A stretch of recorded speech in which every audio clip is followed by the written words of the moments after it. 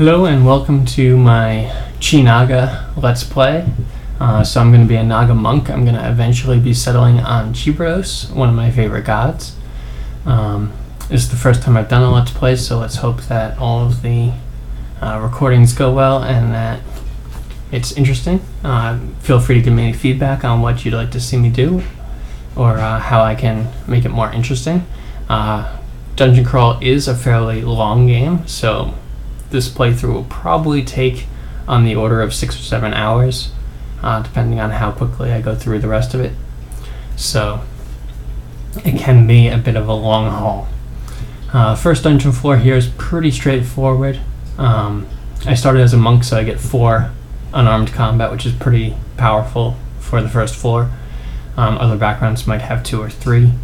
Unarmed is a little bit weak in the early game, but starting off with 4 is a big help. So I can get through there pretty easily.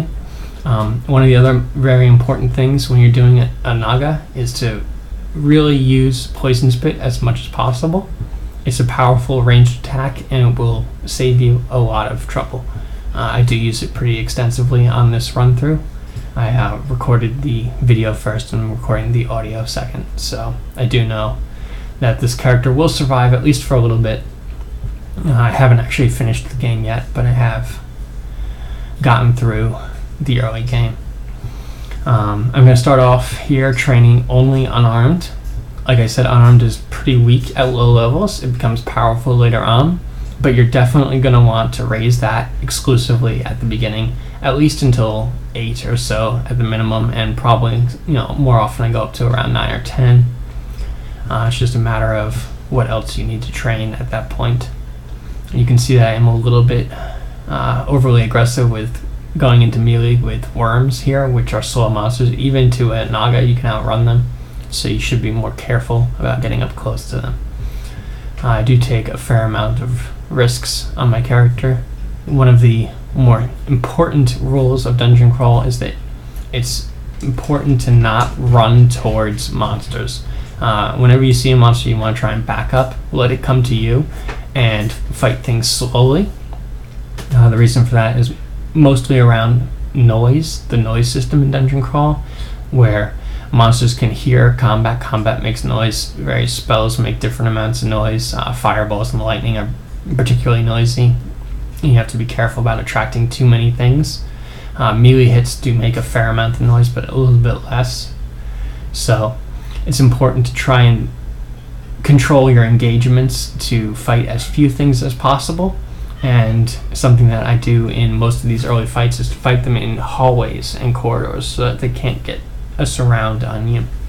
So I'm pretty good about that on this run, where I'm dragging things into corners. Even though I'm a Naga, you can still drag things around corners. You're not as fast as most things, and speed is extremely important, but it's still worth it to drag things around. So that's my first good early find right there. I just found a +2 leather armor of fire resistance, which is about the best thing you could hope for on these early dungeon floors. Nagas only get half AC from early armors, so wearing +0 armors are not that powerful. The +2 makes that leather armor much better for me.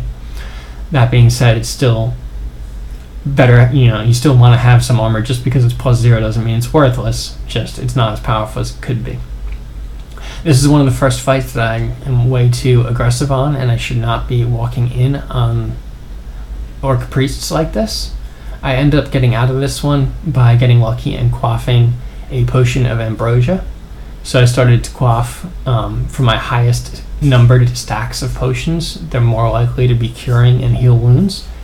Ambrosia is not as common of a potion, but I just happened to have had 2 of them, and the regeneration effect on that is more than enough to outpace two orcs. I did drag off the first orc of that pack, but then I got a little bit lazy with the second orc and got the orc priest with him. But I am going to keep going, and not dead yet. We live to fight another day. A little bit about the build. I'm going to be doing a unarmed monk, so unarmed is my first priority. I'm going to be raising that, like I said, to around 8 or 9. After that, you're going to want to do dodging especially if you take up Chei, you're going to have excellent dexterity, and so you really want to have some dodging skill to benefit from that. I put my first 2 stat points into dexterity to help out with that. I'm probably not going to put too many more of my remaining points into dexterity, because with the additional 15 from Chei, I'm going to have over 30 dexterity, and that's plenty. This fight here with an ogre, I try and poison spit through some goblins to see if I can land a little damage on the ogre. Not too likely, but every little bit would help. I do end up taking a pretty heavy hit from the ogre early on, which makes that fight risky, and there's certainly a chance that if I got another really bad hit, that I would have died. But fortunately for me, that doesn't happen. So I played a little bit of gamble there with that character, but I am still alive and going on to D4. Again, I find some gnolls. Gnolls are an early pack monster, so you want to drag them back. I do drag them back, but I still end up getting a fair amount of gnolls and orcs in this fight, so you can see I'm dragging them back to the corridor. I'm using a lot of poison spit. I do end up identifying a couple of scrolls and potions just to see if I can find something useful. I tend to be a little bit overly conservative with identifying scrolls and not using them as much early on as I should. I tend to avoid read IDing stuff because I don't like wasting scrolls like blinking that are very powerful. But I should probably be a little bit more aggressive. You definitely want to have all of your potions and scrolls identified, because that will be a huge boost in survivability early on. You know, there's a lot of fights that you can survive with a potion of heal wounds that you can't survive without a potion of heal wounds, especially when you only have 50 hit points early on. Potion of heal wounds is practically a full cure. So this fight here, I split up. I saw that ogre up there, but he had not yet identified me. That's what that question mark on him is. He hasn't yet seen me. So I was able to duck into this hallway, which is still pretty close by, but far enough away that monsters will wander into me a little bit more slowly. I don't want to go out of this hallway just yet. I'm trying to drag things into it. I don't want to open that door behind me. I want to heal up and rest here as much as possible. I did find an amulet of guardian spirit, which is very helpful early on. It means that physical damage I take will remove magic points instead of health, and it balances between removing health and removing mana, so you don't immediately run out of health or run out of mana. It balances the two of them, so that will be helpful early on. I use a potion of lignification here to turn myself into a tree to take out an ogre who's fairly dangerous still at this point, so having 20 plus armor as a tree is a little more reliable than having the 5 and 10 defenses that I have as a Naga. It wasn't strictly necessary, but it's just a little bit of insurance against an ogre who gets some good hits. So like the one on D3 got a good hit on me. So I've now found the temple, and I do not have Cheibriados, who I've been holding out for. I probably should at this point just take another god, but I'm doing this Let's Play specifically to demonstrate one of my favorite combinations, and so I can't do that if I compromise and go with another god, even if another god would probably be ideal at this point. There's a huge flame war whenever anyone mentions Cheibriados and liking them. I'm not going to get into that now, but let's just say that there are valid reasons why you might not want to be the slowest thing in the dungeon when you worship Cheibriados, but I happen to rather like it. So I'm a big proponent of Cheibriados, even if it's not the best thing for streaking and high win rates. One of the most commonly understood and talked about things in Dungeon Crawl is that the early game is the more difficult part of the game. The late game is not as hard. Players tend to get stronger a little bit faster than the monsters get stronger, so you end up getting a little bit ahead of the curve and having more health, more abilities, more potions, more of everything to escape and survive. So Chei makes you slow in the early game, and that's the hardest part to survive, which is certainly a valid criticism, but we're just going to ignore that and just root for Chei. We're Team Chei over here. I would have expected to have found Chei by now, not necessarily always by the 4th floor, but at least by the time you find the temple, it's pretty likely that you'll find the guide you're looking for. But that is not the case this game. I'm going to end up having to go quite some time before I find Chei. You are guaranteed to find an altar to every temple god somewhere between dungeon floor 1 and 9, including the temple. I've now got enough unarmed that I've started to branch into dodging in anticipation of getting the dexterity from Chei. I want to start raising dodging as much as possible, but I won't have huge returns on that until I finally find Chei for the dexterity. I do want to start training it a little bit since I've gotten to a good place with unarmed.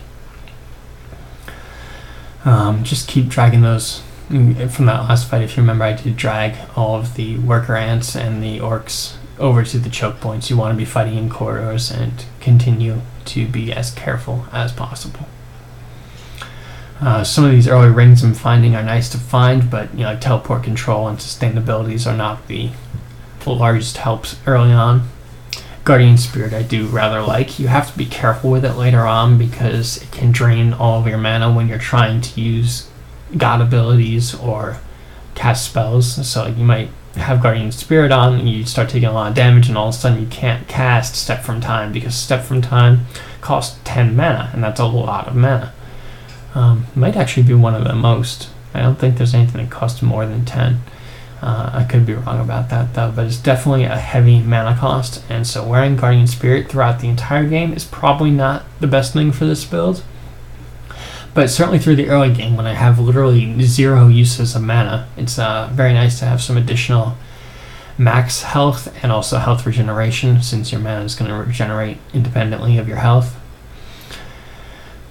Still using Poison Spit there to try and soften up priests that I don't want to just walk towards. I probably should have been a little more careful about that fight in general, but being that I'm a Naga and they have 20% more health than average, I'm starting to get to the point where, a single orc priest is not as scary as it used to be.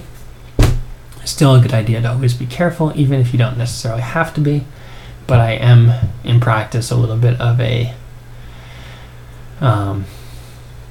risk-taking sort of player. Not necessarily optimal by any means, but I've gotten good enough at telling what's really dangerous that I fortunately don't, kill myself unnecessarily too often, just a little bit every now and then. I identified this dagger just because I'm curious and because I'm a bad player, not because I should be picking up weapons that I have no intention of using. It could be cursed, but I do know what remove curse is at this point. I haven't actually identified it, but I have a stack of I think 5 or 6 scrolls that I'm pretty sure at this point is remove curse, so I'm not worried about being unable to remove the dagger. That was actually a pretty good dagger, but like I said, it's not something I'm going to be using as a monk who's already got 9 unarmed and has no intention of switching to stabbing. The dagger would be pretty good for a stabber, but it's not really high melee damage just because daggers are in fact the weakest weapon in the game. Unless you count unarmed with 0 skill, but hopefully if you're using unarmed you have at least 1 skill, and then it's got higher base damage than a dagger. Continuing to kite back Goliath beetles. They are very powerful and they will hit you for 30 or 40 damage if you let them. I forget exactly what their max damage is, but it's quite high, so no reason to let them get near you pretty much ever. Even a Naga is considerably faster than they are. This weapon shop here has an interesting sling. A +2 great sling is something that maybe I might end up using. I don't know. I'll just mark that on my buy list and come back to it sometime later. I may end up never using it. I don't know. For ranged options with the Naga of Chei, since you're going to probably want to use shields, I usually will pick up either slings or throwing. You don't have to use shields. We can talk a little bit more about what transmutations go well with this build. The 2 that are pretty good are Blade Hands and Statue Form. If you're using Blade Hands, you won't have a shield while you're using it, but I think it's perfectly fine to have a shield and use Blade Hands occasionally. You just have to trade that offense for your shield. There will be some redundancy, some wasted experience that you can't use all of your abilities at once, but I'm okay with that personally. Gonna drag this jelly upstairs and try and fight things in waves. you want to break up the pack, heal in between it, come back down. This centaur ends up being pretty annoying and shooting at me, and the orc is throwing tomahawks, so they don't actually get near me, so I just go back up to the stairs and heal. Gonna, take it slow, let them come towards me eventually. This time they start approaching me a little more. One poison spit on the priest, and then they're both in melee range, and I can just punch them down. So yeah, going back to the question of what transmutation I'm going to eventually try and use, Blade Hands is better for Nagas because Nagas tend to have extremely high armor because of both the barding and because of the +9 AC from scales that they get as they level up. Right now I'm at +3 AC from it, which is pretty substantial, especially since I only have 7 total AC. And that will go away. If you use statue form, you lose any AC mutation. So statue form will not give me as much armor as I would like in this form, on this character. So Blade Hands is particularly strong for Nagas. It'll give you all the damage you need, and you get to keep your already excellent defenses. So you will lose a shield, however, so that is one thing that will make shields less attractive to this character. I do end up using a shield because I find a good buckler of it, and it only costs 3 skill to use a buckler. They're extremely cheap, especially when you're a large race like Naga is. Naga is considered a large race, but has a medium torso, so you can still equip armor and Naga bardings for their boots instead of regular boots. And the bardings are better than boots, so they have very high AC. Part of the compensation package for being the slowest race in the game. I think that they're the only race that's slower than average. There should be some more slow races. We need to get on that. I know there was some talk about adding salamanders at some point, but I don't think that's being too actively developed. Maybe one day we'll get some more slow races. But for now, Nagas are the kings and queens of slowness, and Chei is the god of slowness, so we're going to be very, very slow. Just something we have to deal with. Like this blinking phantom who just won't sit next to me and constantly runs away, and I don't have enough health to sit there and tab it, so I'm actually manually walking each step, and it's very frustrating, and I just wish he would stop blinking away so that I could actually punch him. But yeah, this happens instead. So eventually he does go down, and we can return to exploring D7. Now D7 is the last floor that the temple can spawn on. We already got the temple on D4, but we did not have Chei. So really at this point, you're towards the end of the time where you should not have a god. I should have a god at this point, and it's starting to bug me. I pull these killer bees back into a corridor because otherwise I would be in an extremely high dangerous situation. But I managed to get them back up against a hallway and take them out safely. You're going to want to heal up before you go exploring. There could still be 1 or 2 bees out there, but I think I got the whole pack. Ogres at this point are now, fortunately, almost harmless. They're a really good example of something that's very threatening early on, and relatively soon you can handle them with ease. As you grow in power, they pretty quickly become trivial. I'm now up to 8 dodging, which is pretty good, and if I had found Chei, I would have high evasion. It's 14 is not at all bad at this point, but I was training it in anticipation of having a lot more dexterity. Statue here is a little bit annoying, but I end up getting, I think it's 3 poison spits off on him, so he's pretty heavily poisoned and actually dies behind his summons while I can't reach him, which is always a great time for him to die because it would have been hard to punch him. Good time for him to be poisoned. I also start finding some wands at this point. Wands of lightning, very helpful when you need a couple of early ranged attacks and you don't really have any other options. So starting to get fairly secure at this point. You're high enough level at level 9 that you have a decent stock of hit points. And while I should not be continuing to go south with only 50% health at this point and opening doors, I nevertheless am going to manage to get away with this because a couple plain orcs at this point are really not threatening.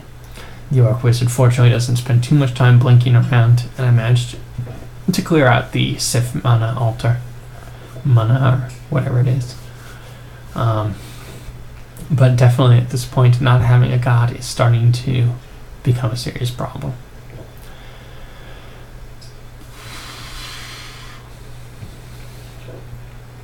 This armor shop that I just found ends up being very helpful to me.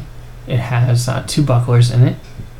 So one of them is an artifact buckler, which has resist fire on it, but that means I can't enchant it up, so it's going to be somewhat limited to what it already is.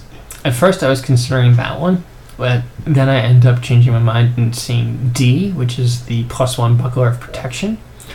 Protection gives you +3 AC, and at this point I could really use that AC. So I ended up going with the buckler and the +2 Naga barding of flying. I add them to my shopping list, but then I decide, alright, I've got enough money to buy the buckler right now. And as much as I'd rather start with the barding, right now is a rather strong incentive. And I end up buying the buckler of protection, which gives me both a shield score and +3 AC. You turn on shields to train to be able to use the buckler without a penalty. Since I'm large, that only takes 3 skill, so it's really small investment for a pretty decent return. It's not huge. It does mean that I don't get to use my offhand punch to attack monsters, so that is definitely giving up some offensive potential. But I feel like at this point my unarmed is high enough that I can still have reasonable attack and gain a considerable, defense with the +3 AC at this early stage. I definitely want to be working on building my armor so that I can survive later threats like hydras and just every threat in the game, really. Armor is extremely powerful. There's only a couple small things that can go through armor. Armor will block damage from spells like fireball and lightning. Those all go through your armor. There's a couple things which don't. Hellfire is the classic example, but Hellfire is not something you're going to run into until very late in the game. Same with Torment. There's a couple things like, I think, various cold damage only checks half your AC, or some special cases like that, but in general, all physical damage, all elemental damage, all goes through your armor, and so having high armor is very important. This was a little bit of a mistake here, where I ran across a shadow trap, and then I wanted to drag them into a corridor, but it was a corridor that I hadn't yet been in. So I open a door, and I find 2 more orc priests behind it, which is not what I wanted to find.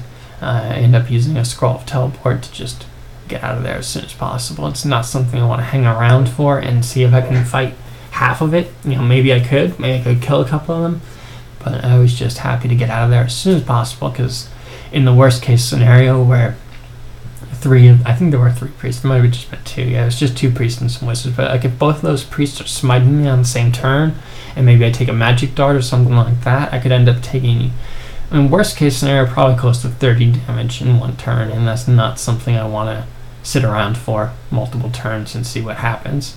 You're most likely not to take anywhere near the max damage, but you got to always be thinking of the worst case scenario. And if the worst case scenario is you die, you want to get out of there as soon as possible, because if you keep taking those chances, eventually one of them will kill you. I've already gotten through, I think, at least 2 fights where I probably had a good chance of dying, and I want to avoid taking as many of those chances as possible. So let's see, a little bit more of the build. I've now got good dodging, shields, and unarmed. I'm going to want to start building invocations, and my fighting and unarmed skill, go back into them, get them higher. I would probably have already trained invocations at this point, but I did not find a Chei altar yet. Like I said, that's taken much longer than it should have. I will be guaranteed to find an altar by D9. That's the last floor that you should have found every temple god by that point. Anywhere from D1 to 9, including the temple. So there is going to be an altar somewhere on this floor, and I need to find that. So that's the reason why I haven't yet trained invocations, which I normally would have at this point. I'm going to instead get a little more fight. Actually, it's the first time I've trained fighting, and a little more unarmed. This fight here with the hill giant, who is still a red threat monster, is a nasty monster is really strong enough to kill me on his own, and I really don't want to fight him with additional orcs nearby. I'm going to start with a Wand of Lightning, try and take out the priest. Doesn't succeed, but the wizard blinks behind me, which lets me duck into the hallway. And now I'm going to continue using the Wand of Lightning to try and shoot through the weak monsters and fight and put some damage on the orc, the hill giant rather. If I can get the hill giant down considerably, I might be able to finish him off at a reasonable point, but I don't. He doesn't take much damage, and I don't have any more popcorn to block in between me. I am planning on picking up Chei, so I look through my potions. I see that I have 2 potions of haste, which are soon going to be barred by my god conduct, so I'm going to take a potion of haste and run backwards. I do end up trying to throw a couple punches on him just to see if while I'm hasted I can kill him. It doesn't go very well, and there's a worker ant coming down the hallway behind me, so I get to those stairs as quickly as possible. I do throw a poison spit on the worker ant, but I'm going to have to go up the stairs to finish him off. Throw some more poison on things because I'm getting a bunch of additional monsters here while I'm weak, and I want to try and save as many hit points as possible. And when my haste runs out, I now have to decide, do I want to go down here and fight the hill giant? I keep calling him an orc. He's a giant. Have to decide if I want to fight him or if I want to take a separate set of stairs. If you can fight him one-on-one safely, it's fine to go down the same set of stairs. You'll know what's there, and if it's safe to fight it, then by all means go down and fight it again. In this case, I'm not feeling terribly comfortable fighting a hill giant one-on-one, so I'm going to decide to go down a separate set of stairs. Going down a separate set of stairs is usually quite safe. You don't get the first turn to act guaranteed like you do the first time you take a stairs onto a level. You get the first action whenever you go to a new floor.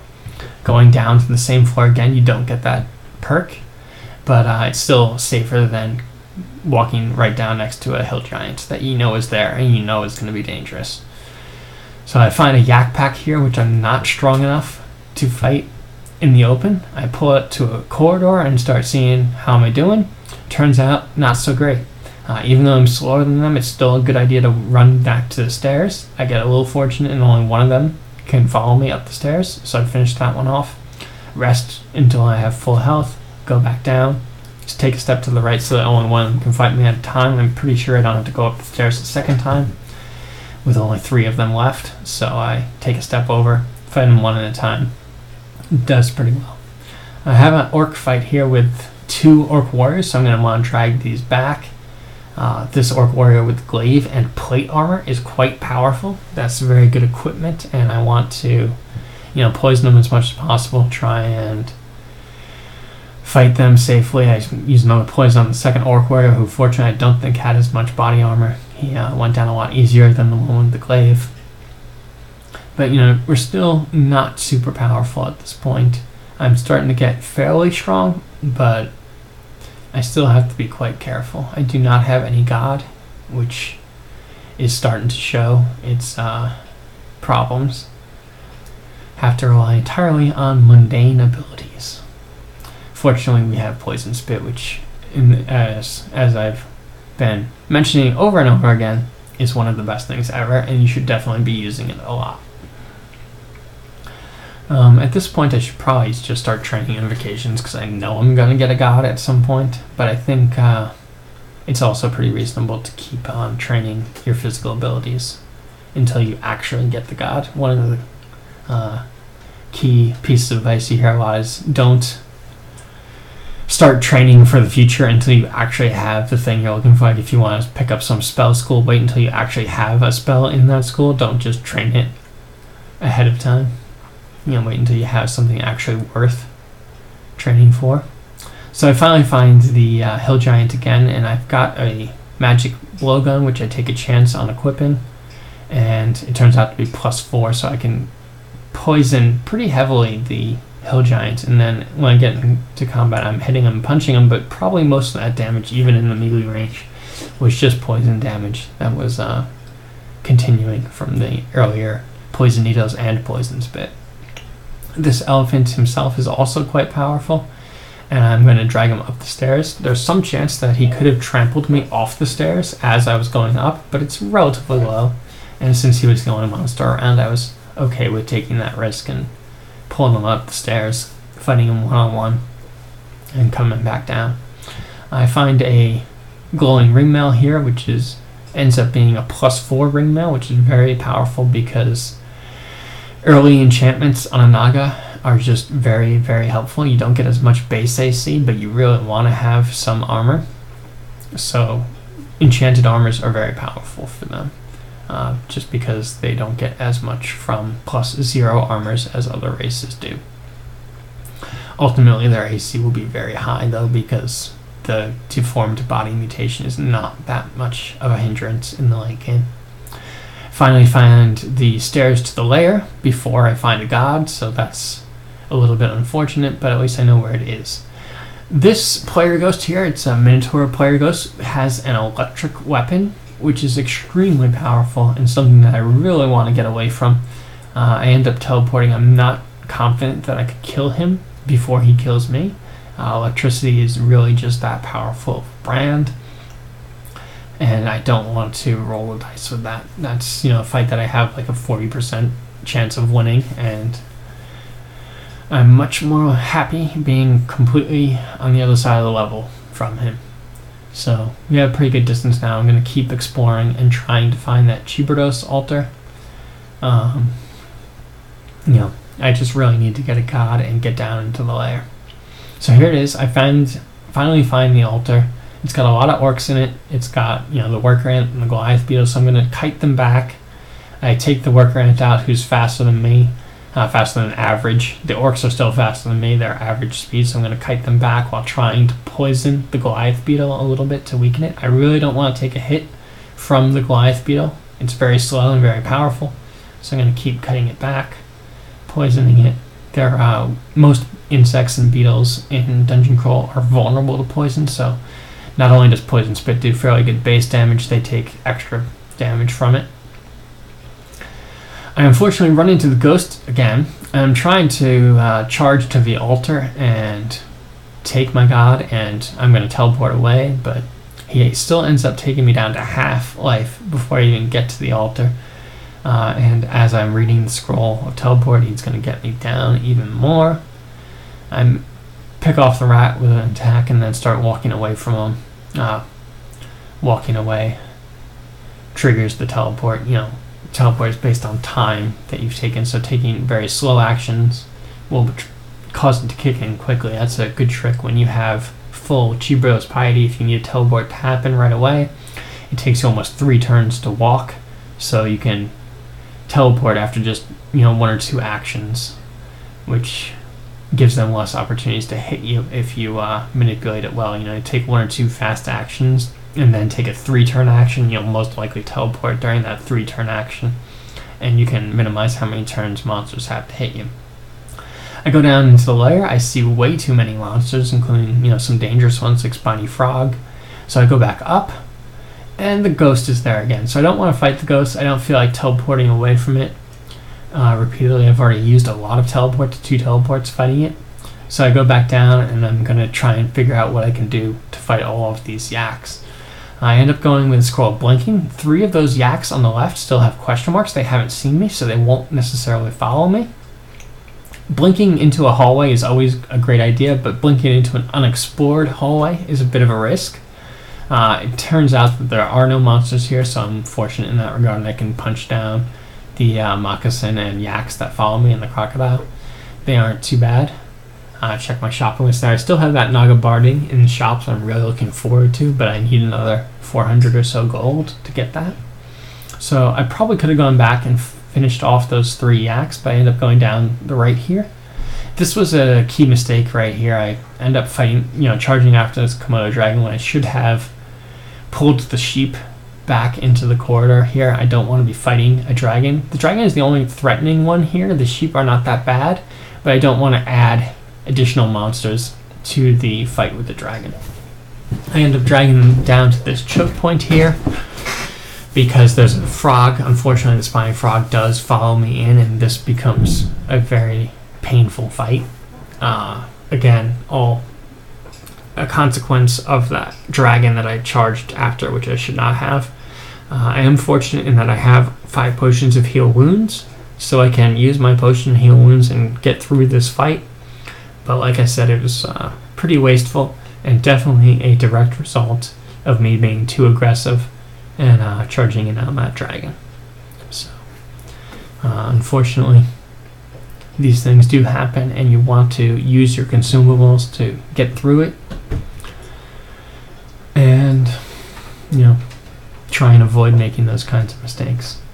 I picked up a couple points of armor skill to try and get 1 or 2 points of AC out of it, since it doesn't cost very much, and to also reduce a little bit of the penalties of armor. Unarmed is a unique melee ability that it suffers from wearing heavy armor. You get a little bit of additional attack delay from wearing heavy armors.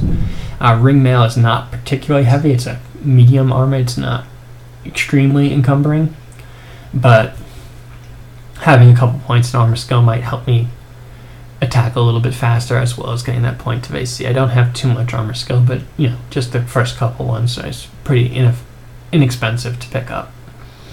This fight here with the rest of the yaks, there's quite a few more yaks here than I really wanted there to be, so I end up, even though I eventually get them into a choke point, I end up taking too much damage. I also let them get me a little bit too low on health. I should probably be taking my healing potions when I'm down to around 15 health, rather than waiting for them to get one more hit and put me at 5 health, and here at 8 health. So I should probably, use the healing wounds potions a little bit earlier on in those kinds of engagements. So I saw an 8-headed Hydra there who I definitely don't want to fight. So I'm going to go back up towards the stairs and try and heal. Unfortunately, even though he hasn't seen me, the Hydra wanders into my sight. I could have tried walking even further away, but I didn't want to get caught somewhere out on the floor with him when he notices me. So I clung to the stairs for safety. The only problem with that is this ghost is still here and still has an electric weapon, and I still have just under 50% health. So I really don't want to be next to this ghost, and I really don't want to try and fight him starting from half health when 2 or 3 bad hits would probably kill me. So, weighing my options, I decided to go with another teleport. I could try something else like heal wounds or ambrosia, or even lignification. I think that tree form might resist no, I think it just has poison resistance. It doesn't have electricity resistance. But really sticking out and trying to fight this is not a good idea. He's too powerful. Maybe if I had full health, I could try going with like a potion of might or agility, something like that, but I really just want to get out of there as quickly as possible. I still haven't finished exploring all of D9, but I'm not going to check like that left hallway while there's a ghost that's kicking my butt. So I'm going to just go down to D10 rather. Try and pick up more god piety. I now have 6 invocations, so if I can get that up to 9, I'll be able to slouch reliably. D10 is a little bit dangerous when you haven't cleared much of lair. As you get down in dungeon, there's a pretty sharp increase in difficulty around D11, D12. But when you have to do it, you have to do it. Run into Josephine here, who has just changed from Trunk to now have wraiths as her party instead of zombies. So I do end up getting slowed by them, making me probably about the slowest thing in the universe. A slowed Naga of Chei. I don't have max piety yet, but I'm still pretty damn slow. Fortunately, aside from their slow effect, wraiths aren't too terribly dangerous, and I have pretty decent defenses at this point. So while I do end up taking a lot of damage, I am able to take them out. I'm trying to get just a little bit more generally powerful, a couple more levels, a little more unarmed, and I might be able to take out the ghost, and then I can get back into the lair. Necrophage here is a little bit threatening, not so much in that he's dangerous himself, but if he causes rotting, then I'll lose max hit points, and I want to try and avoid that. I have plenty of healing potions, but I want to save them if I can.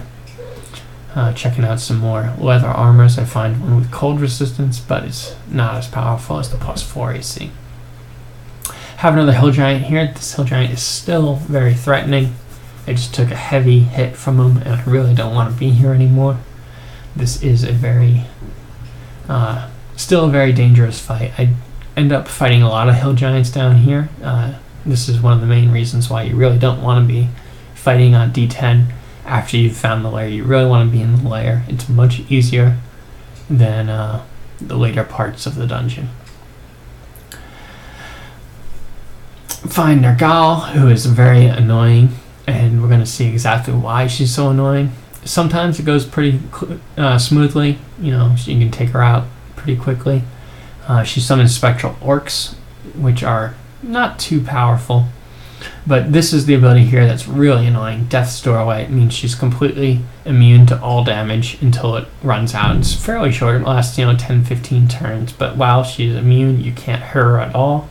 I do attack her just to pass some turns and wait for her ability to run off. But those punches are not actually hurting her, despite the fact that they don't say that they did no damage.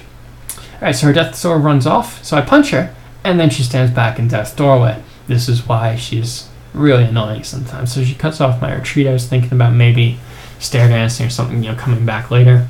But now I'm surrounded. And she's still immune to all damage, so not much help if I tried to punch her or anything like that. I am taking a decent amount of draining at this point. Alright, so she's no longer vulnerable. I'm going to hit her. I miss. Then I hit her again. I hit her, do no damage, and she's back in Death's Doorway.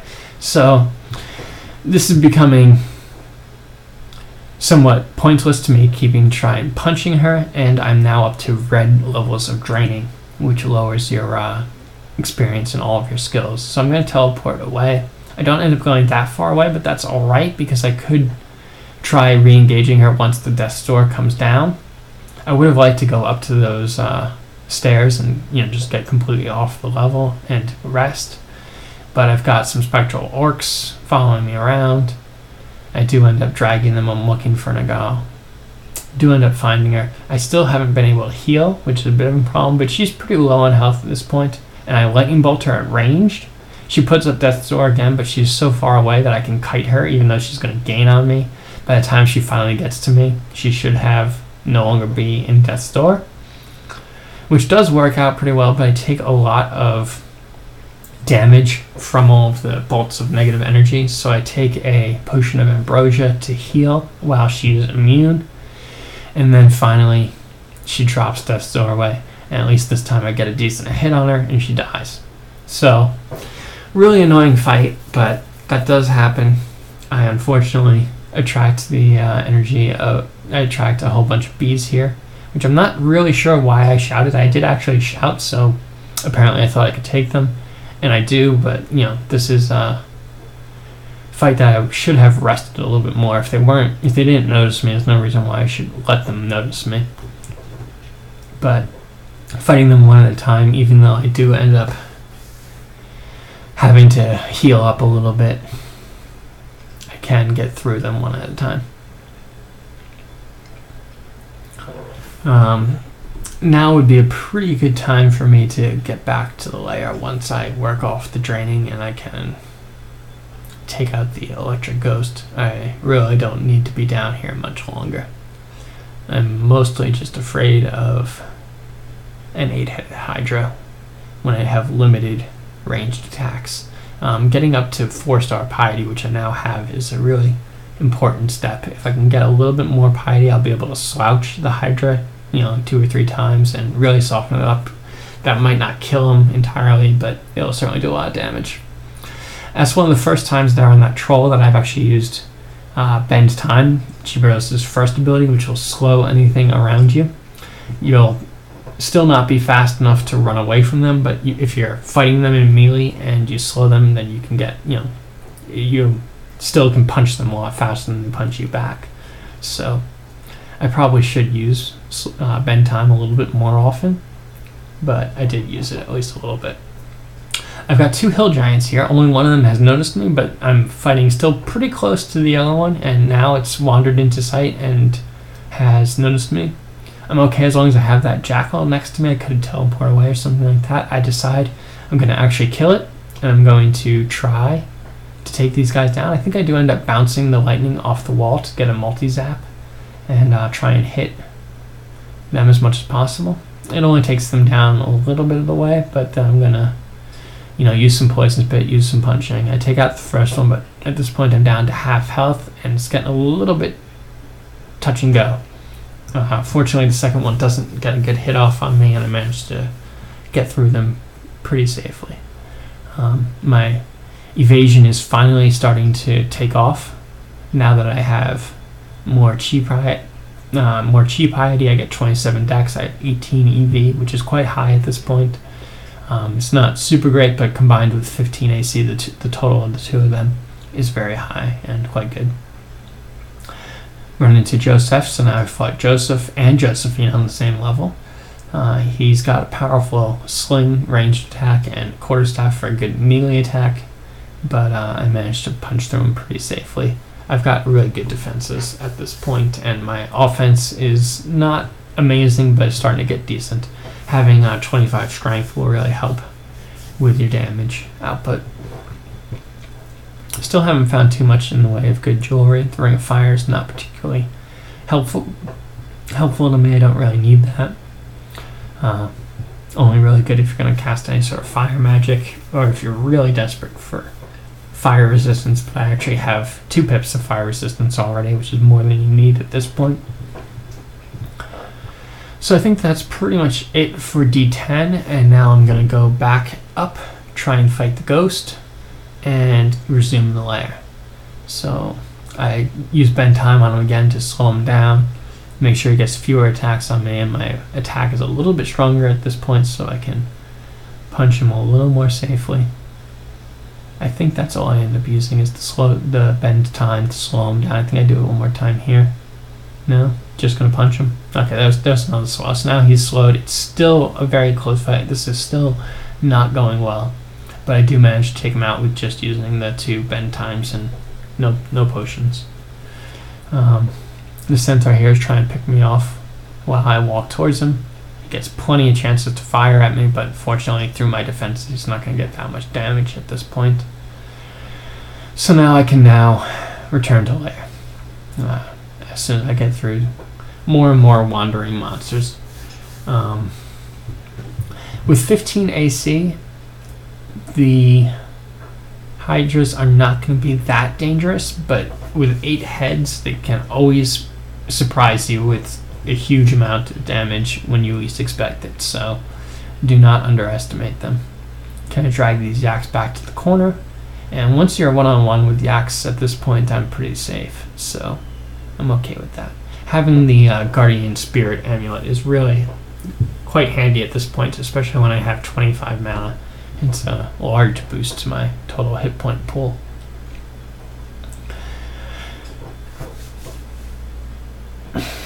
Use a Wand of Lightning, try and soften them up a little bit, but it's out of charges, so that doesn't work. Gonna see what else I have in terms of ranged options to bring them down. I end up yelling to get them to come a little closer to me so I can use Poison Spit. It doesn't do too much damage to them. They do resist poison, but you can get some damage off of it. I end up using a throwing net to get some free attacks on them. Throwing nets are very useful for attacking monsters that are in them and also for escaping. They're usually best off used, I think, for attacking things that are next to you that you don't want to get any shots off on you. But you can certainly use them to ensnare a monster for a couple turns and run away. Just not when you're as slow as I am. That second Hydra there was kind of a little speed bump. I just ran right over him because he only had 4 heads, so he was not nearly as dangerous as the 8-headed Hydra. Continuing to go around the lair. Now most of the lair at this point is going to be pretty easy for me. I have strong defenses. I have a good punch offense. I have, my god, piety is pretty high. 5 stars isn't max, but it's pretty high. And it's only going up from here.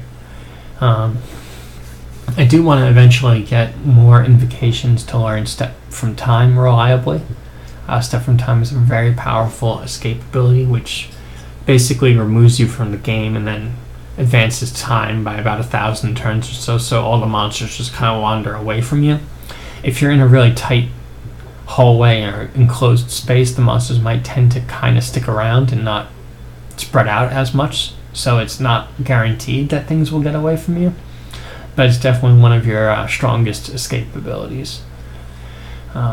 From pretty much any god. I mean, there are a couple that are better, like Escape to the Abyss on Lunganu is a great ability to get out of any situation. It does dump you into the abyss, so there's still some dangerous monsters there, but it will certainly get rid of whatever's around you at any time.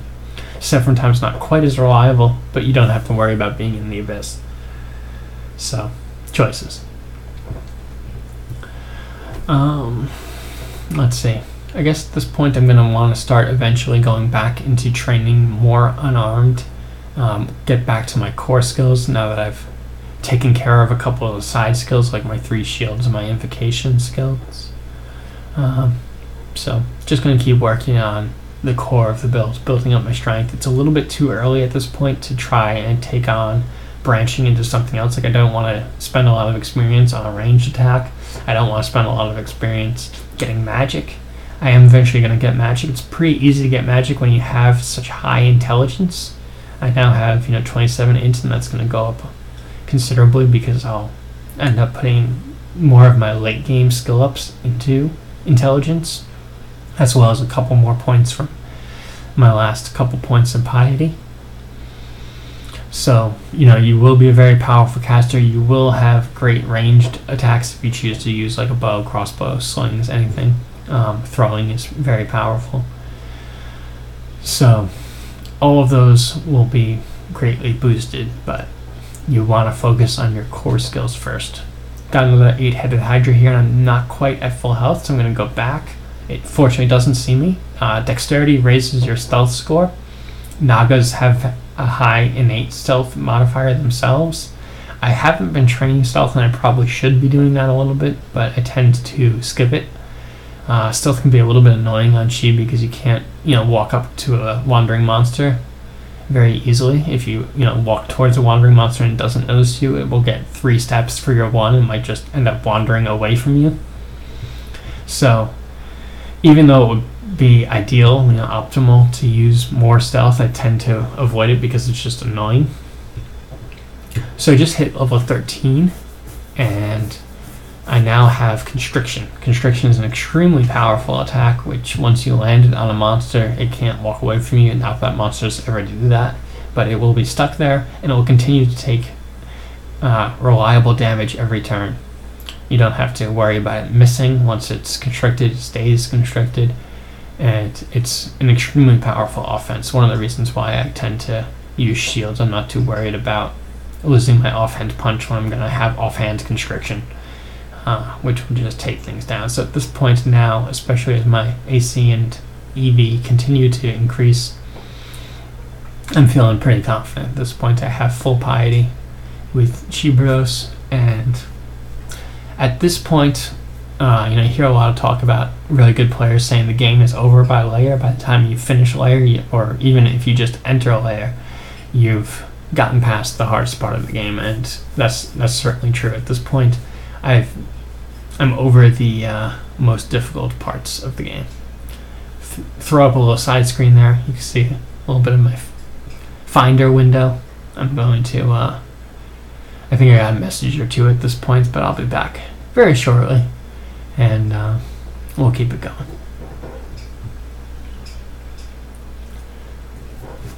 This is a lot of fruit on the ground here. Food is usually never a problem. This is mostly for worshippers of Fadas, or however you say that, Fadas Madash or something like that. Who I'm not worshipping, and I don't really need all that fruit, but can't hurt to carry some food with you.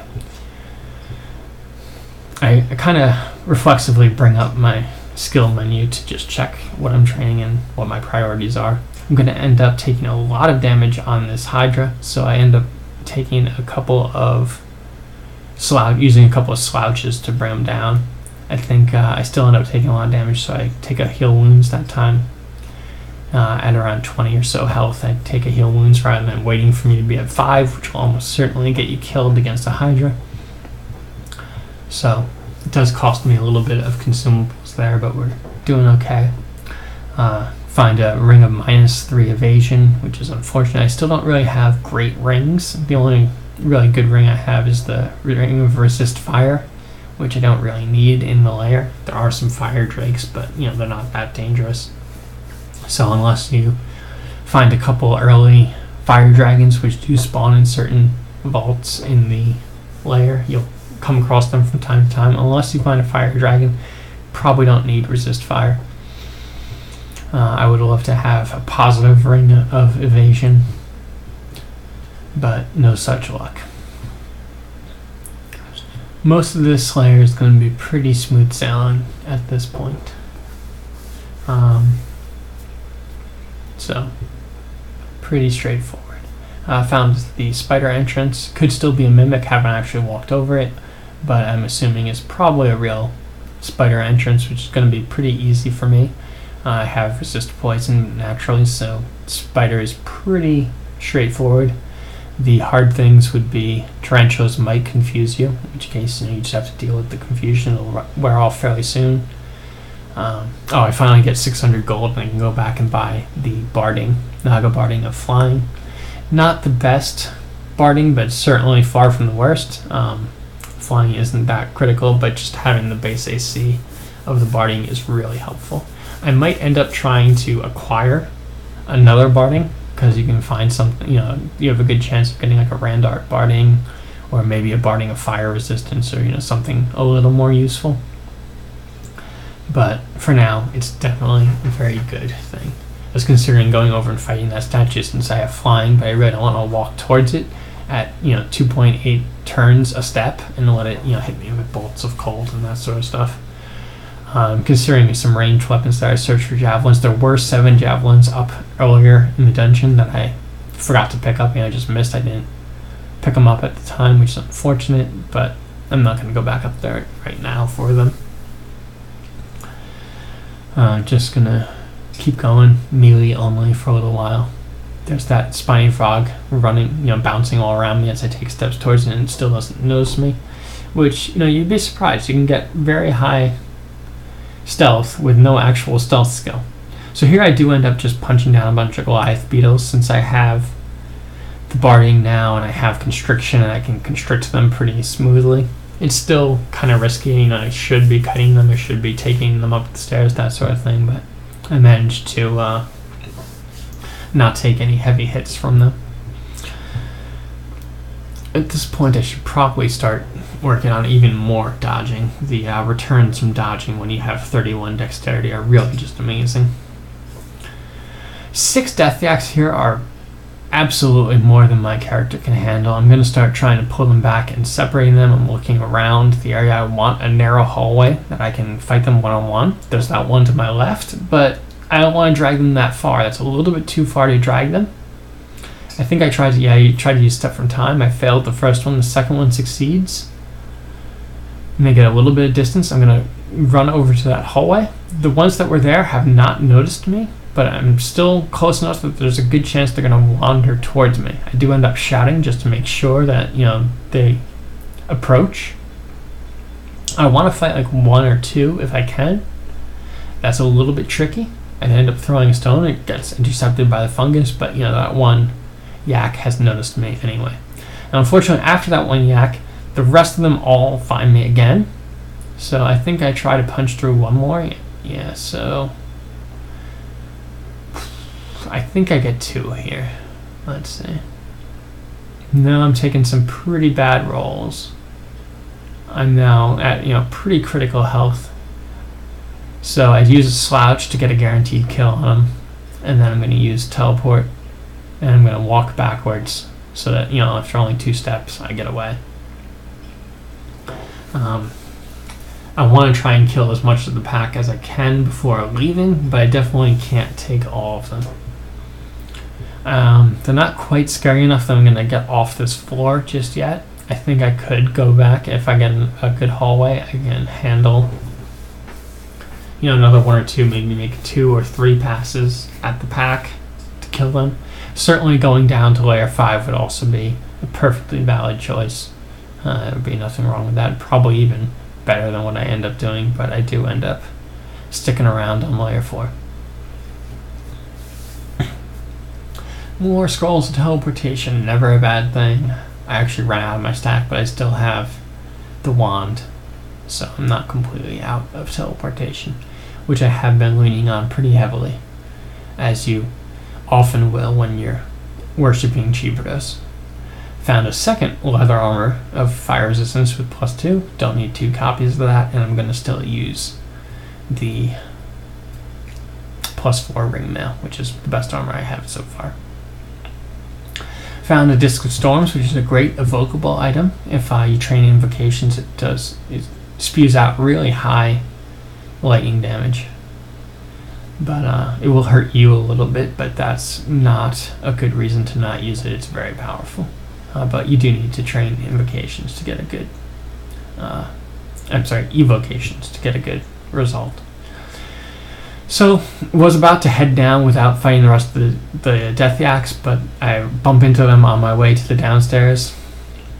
I end up using a little bit of bend time, trying to slow them, trying to get through the remainder. I think I only killed 3 of them there. I think one of them might have wandered off. I'm not sure if I killed them all, but I killed all of them that were nearby, certainly, and so it should be pretty clear that floor. Can come down, find a second Centaur Barding.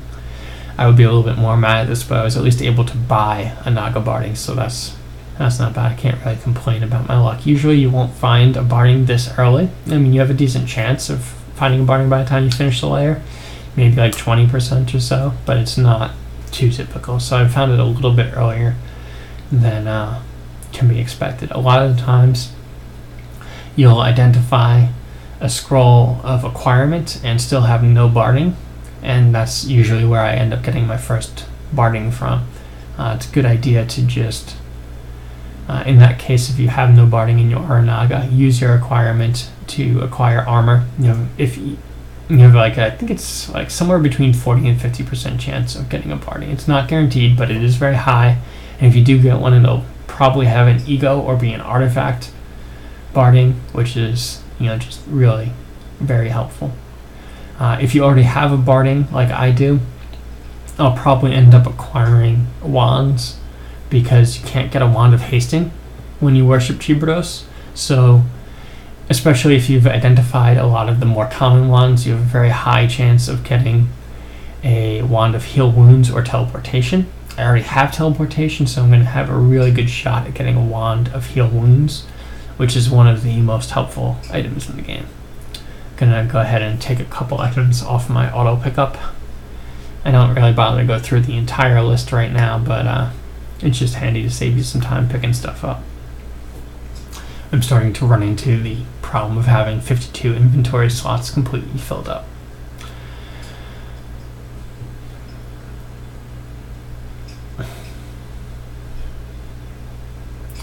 Basilisk trying to petrify me. I don't have any items of magic resistance, but Nagas get 5 magic resistance per level, so their resistance is fairly good.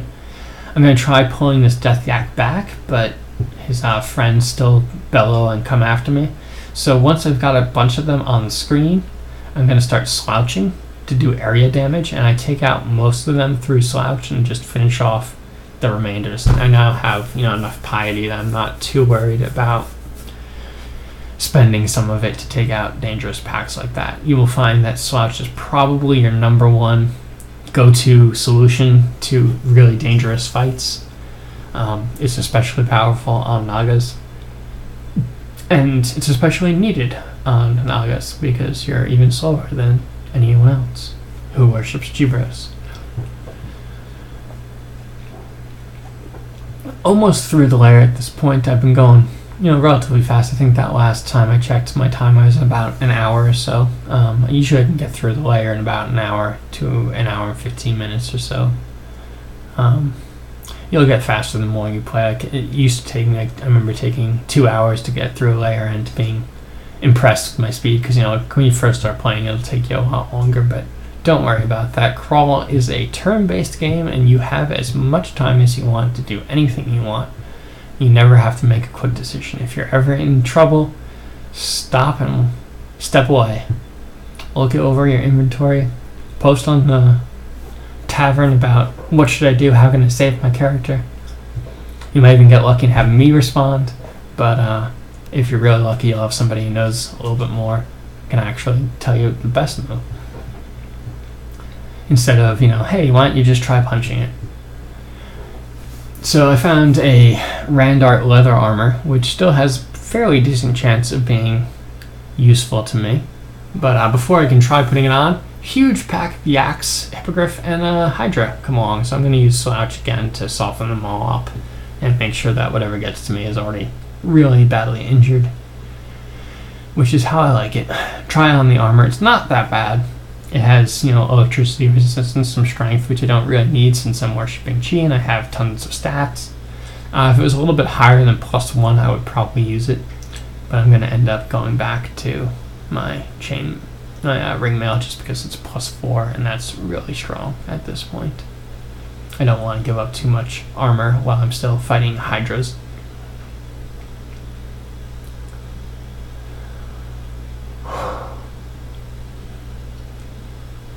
After finishing the layer, I'll probably end up doing Orc next. I haven't actually played the character yet through there. I'm still saved at the bottom of the layer. But finishing up layer, then doing Orc and the rest of the dungeon is pretty typical order. Hopefully by then I will have found some good spells. I want to start branching into magic at this point, but I don't have any spells that are worth picking up just yet. So I'm kind of curious exactly where my skills are at this point. I think I'm getting pretty high on unarmed. I think I have like 12 or 13.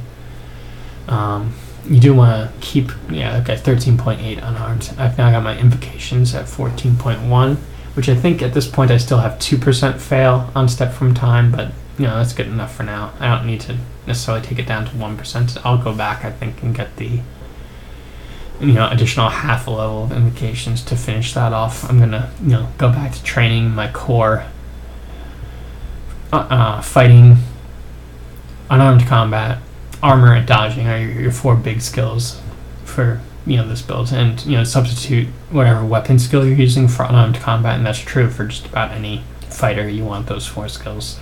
They're the core of any build.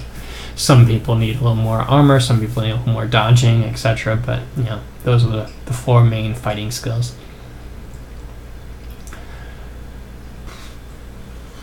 Get the minimum of shield that you need to remove the penalties. You don't need to overtrain shields. I'm starting to find some books, but I still haven't found any of the real core spells that I want. Core spells for this build, obviously the transmutations if you're going unarmed. If you take a weapon, weapons are perfectly viable for this build. You don't have to copy me with unarmed. I just happen to really like it. If you do pick up a weapon, polearms are fairly attractive because of how difficult it is for you to move around. Having a range of 2 is nice, but other than that, just any standard weapon, lots of weapons are viable. I'm pretty sure Nagas have 0 in all of them, so you can use anything you want. Aside from that, like spells that I want to be picking up fairly soon would probably be regeneration, blink, apportation, phase shift, kind of going through all the translocation ones now. If you can get controlled blink in the late game, that's great. Obviously, I probably wouldn't want to dive all the way up to controlled blink at this point. Transmutations, I tend to use either blade hands or statue form. Statue form, as I think I've mentioned, is not as great for Nagas because they lose their +9 AC, and you're gonna already have good armor. That said, I still like it, and I still will use it on Nagas quite a bit, but use it and also blade hands. I don't think I mentioned regeneration, which is probably my favorite spell in the entire game. Regeneration is just really powerful and should probably be learned on just about any character, as long as you can use it. I think that obviously deep dwarves can't use it, I don't think. Not sure. I think mummies can use it. Some of the undead have some restriction on it, I think, but if you can use it, use it. It's really just the most awesome spell in the game. It's very cheap to pick up, but you're going to also want to overtrain the skills a little bit so you have better spell power. Regeneration is very spell power dependent. You need a good amount of power for it to last long enough to be really useful.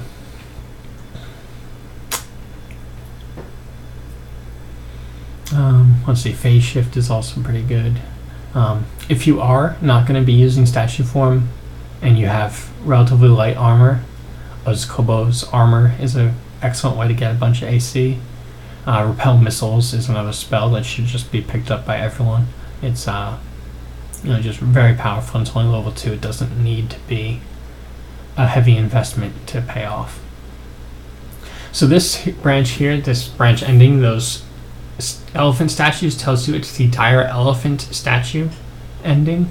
There's going to be multiple dire elephants who are very powerful monsters, stronger than all the regular elephants you're running into, and something you definitely don't want to fight more than one dire elephant at a time. I think I have several run-ins with dire elephants that go a little bit badly at this point, even though my character is quite strong. Never underestimate a dire elephant in the lair. It is definitely a boss level encounter. The regular elephants here are not as dangerous as they once were. I am carrying those 4 scrolls of enchant armor I just picked up when I probably should be enchanting my armor at this point. It would be fairly safe for me to enchant my barding. It can go up to +4, so that's 2 more AC that I could have that I should probably be doing.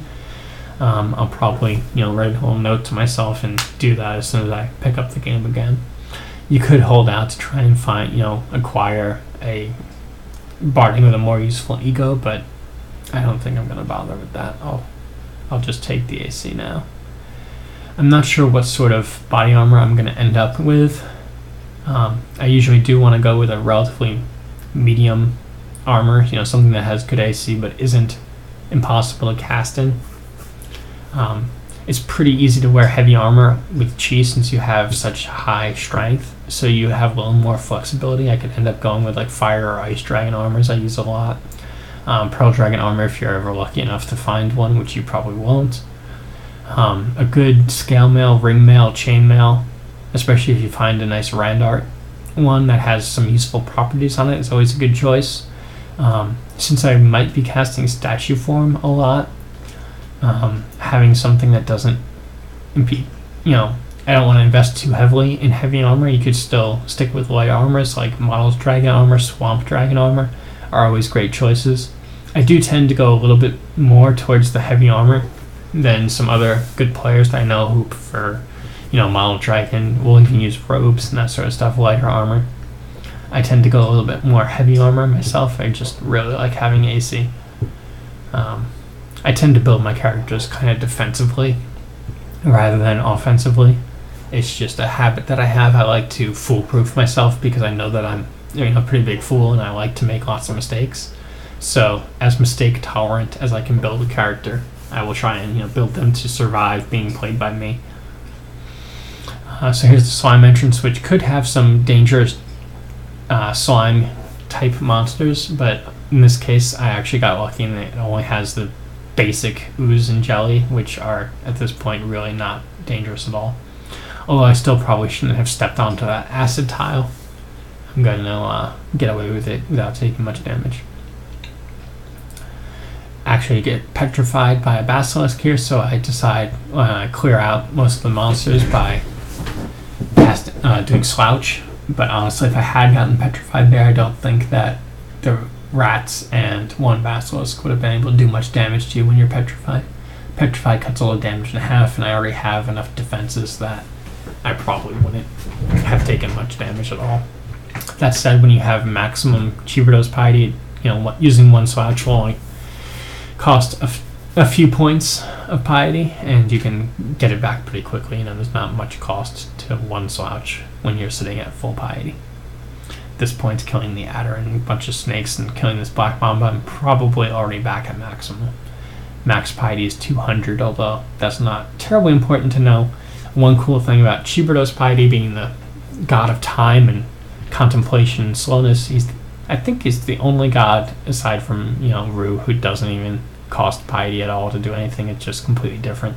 He's the only normal piety god, Cheibriados, who does not take you don't lose piety over time. Your piety does not decay. So if you haven't been using slouch and you've been at 6 stars for a while, you're pretty certain to actually be at 200 of 200 piety. So this is the half of the dire elephant ending that does not trigger the dire elephants. As I go through here, there's a trigger where these statues will start to turn to living dire elephants. So you're going to want to be extra careful on this branch. Once you have triggered the dire elephants, do not open another door and go forward because you now have monsters behind you. So you want to back up. And I believe the trigger is this door. I'm not entirely sure exactly what triggers that. I think it's that door. You'll see there will always be the monster in the water. When you fight the monster in the water, do not go through the water to the open door. You hear the distant trumpeting. Okay, yeah, so it's the trumpeting. It's when I stepped through the door. That triggers it. So now there's a whole bunch of dire elephants. We're going to go back. We're going to fight them. One-on-one, they're very threatening, but I can still, relatively safely fight one. That fight went a little bit deceptively well. I'm not going to be able to take them out that cleanly all the time. I think this one I take a little bit more damage. He's trampling me back. They have a lot of health and pretty decent armor, I think. I'm not entirely sure what their stats are. But I'm going to shout. I'm going to try and track some monsters. I don't want to go through the door when there's things right behind me. But I did shout. Nothing came. There's going to be more dire elephants over on the other side, but they're far enough away that at least I know there's nothing directly behind me at this point. And I do have flight, so I can get over the water without being additionally slowed, although I'm still at three turns per step. So I'm going to back up while they haven't seen me and see if I can get out of their sight before they notice me. I do end up pulling one of them that's seen me, but the other one just stumbles into sight. So I try and see if I can take down one before the other one comes after me. I do use a slouch or two to try and speed it up, but I'm still taking too much damage. I've now lost all my mana because of Guardian Spirit and the slouches that I've done. So I'm going to read teleportation, take a step back, which takes 3 turns, which gives me a decent chance of teleporting out of there. That was definitely biting off more than I could chew. Just like I said, dire elephants are extremely threatening at this point, and we do not want to be fighting them. Blink frogs, pretty dangerous, but I've gotten strong enough that I can take them. And constriction is particularly useful for them because they're actually a monster that will try and get away from you. There was one of those blink frogs tried to blink to escape my constriction, but failed and stayed next to me and died next turn. So constriction really pulling its weight here, and just throughout the rest of the game, constriction is very powerful. I'm also a big fan of octopodes who have the constriction attack from level 1. One of the reasons why I fell in love with this Naga build is actually because I started playing it in version 10, which let Naga start with constriction from turn 1. Level 1 they had constriction. That's no longer the case. You have to wait until level 13. But once you get to level 13, you can go back to being as absurdly powerful as I once felt from level 1. I think you can still play version 10 on some of the servers online. I did fight this month. I did wander in here without quite full life, and it was a mistake. This fight is not going well for me, so I'm looking over my potions, seeing what I can do. I end up using a potion of invisibility, which is not necessarily a sure thing, that it can't hit you. Monsters can still hit you when you're invisible, but he's going to wander around confused, and he's going to have a much lower chance of hitting you. So it was enough to turn the tides, even though it's not entirely secure. That fight where I went a little bit better. I wasn't terribly injured when I started here. I'm still down about 15 hit points when I started the fight, but I am strong enough at this point that if I fight them one at a time, I can take them down.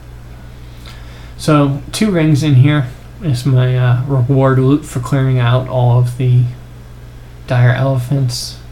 Let's see what they are. I have a ring of wizardry, which will be helpful once I start learning spells, and a cursed ring of loudness, which is not helpful and not something I want. So I'm going to use the wizardry if I pick up some spells from now. Really, the only useful thing I have is the protection from fire, and I don't really need 2 of them. Invisibility is great if I train more invocations, but that will come much later. So I'm going to take a break here, and we'll continue in part 2, hopefully. if I don't end up getting this character horribly killed off.